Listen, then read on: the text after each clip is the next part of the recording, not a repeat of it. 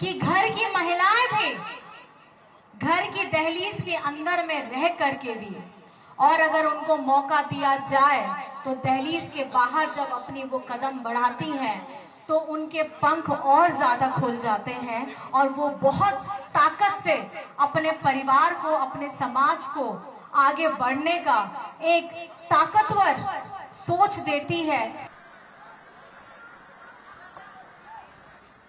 जोरदार तालियां हो सभी के लिए। JMM MLA Kalpana Soren continued her Maiya Samman Yatra through different districts of Jharkhand on Tuesday.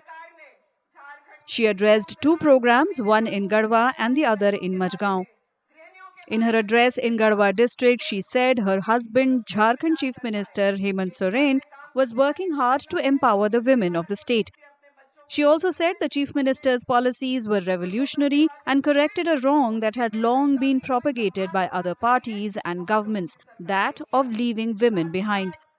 एक महिला के स्वरूप में मुझे भी पता है कि घर की महिलाओं को गृहिणी की कोई वेतन या सैलरी नहीं होती है, और हमारे माननीय मुख्यमंत्री जी ने हमारी लाखों लाख बहनों को इसकी राशि दी है, और ये वो आर्थिक स्वरूप से मजबूत हो सके, उनको किसी के सामने हाथ फैलाना ना पड़े। और ये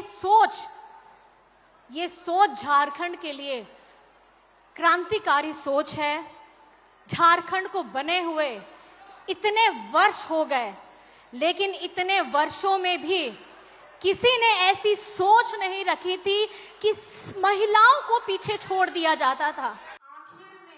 Kalpana Soren also attacked the central government, saying it deliberately delays Manrega funds due to the state as it is against the poor.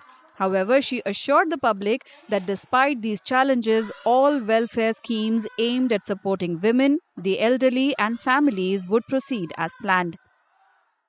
आप लोगों को पता होगा मनरेगा के हमारे मजदूरों का में जितनी हमारी महिलाएं हैं, या खास करके हमारी गर्भवती महिलाएं हो, वृद्ध महिलाएं हो, दिव्यांग हो, इन लोगों के हिसाब से उसमें जो कार्य है वो नहीं कर पाते थे, और उन लोगों को बहुत शारीरिक परिश्रम करना मुश्किल होता था। और हेमंत जी हर वक्त केंद्र से यही मांगते थे कि मनरेगा का जितना पैसा है वो हम लोगों को दिया जाए, लेकिन मैं आपको बताना चाहती हूँ, लोग की केंद्र सरकार की कान में जू तक नहीं रेंगती है। अगर गरीब गुरबा की बात आए, मजदूरों की बात आए, शोषित की बात आए, ये लोग सुनते भी नहीं है।